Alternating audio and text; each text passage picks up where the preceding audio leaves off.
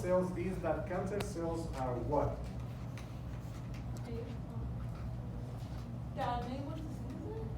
Yeah? What's that?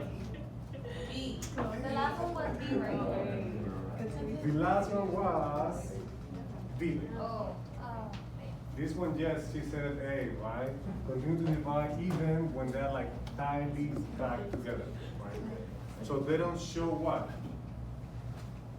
What is this called in normal cells? Which one? Density what? Density something something? Yeah. Density dependent inhibition, okay? Cancer cells do not display that, okay? So a group of cells is assayed for DNA content immediately following mitosis and is found to have an average of 8 picograms of DNA per nucleus. How many picograms will be found at the beginning of the S phase and at the end of the G2 phase? Which one? E, yes. Beginning of the S phase 8 and by the end of the G2 will be 16, right? It is duplicated. Twice the amount. That's what I mentioned about like the faded one versus the darker one. Now you have like twice the amount of DNA. Okay, so mitosis corresponds to which number of parts of the cycle? Think of here the first cycle right here, right? Second cycle, fourth cycle right here, and here is the amount of DNA in the nucleus. Okay. Think of, for example, the 8, 16, and so on. So mitosis corresponds to which number of part of the cycle? Is it the 1, the 2, the 3, or the 4, or the 5? Which one is mitosis?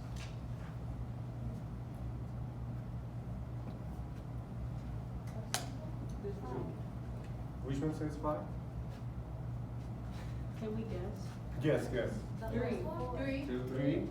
No. 1. Is it just 1 and 2? 4, yes. Can you just point it? Yes, 4, right? Why? Here you begin with this number of DNA, right? This amount of DNA, G1. Then S phase begins to replicate, begins to grow. G2 phase, it is twice the amount of G1. Then at the end phase, it is going to divide. So it goes back to the normal one, okay? And here you begin again, the G1 phase, okay? So G1 is represented by which number of parts of the cell cycle? 1 and 5, yes, 1 and 5. A cell disassembling the mitotic spindle will be in which number part of the cell cycle? Disassembling the mitotic spindle. 3. Okay, scratch that. 2? Scratch that. 2? 2. 2 is the S phase. On the S phase, this is 4. Yes, that is mitosis, right? What is it? Hmm?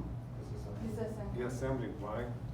The mitotic spindle, that's more like, for example, in telophase, right? So it is something 4.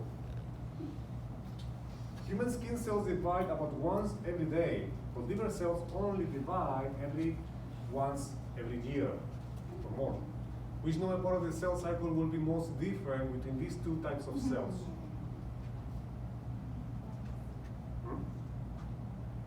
Did you say which one you said? I thought you said the right answer. 1 and, oh yes, there you go, Vivi. Yes, 1 and 5. Why is that? Because if you were to withdraw this, basically what you have, it is here the 1,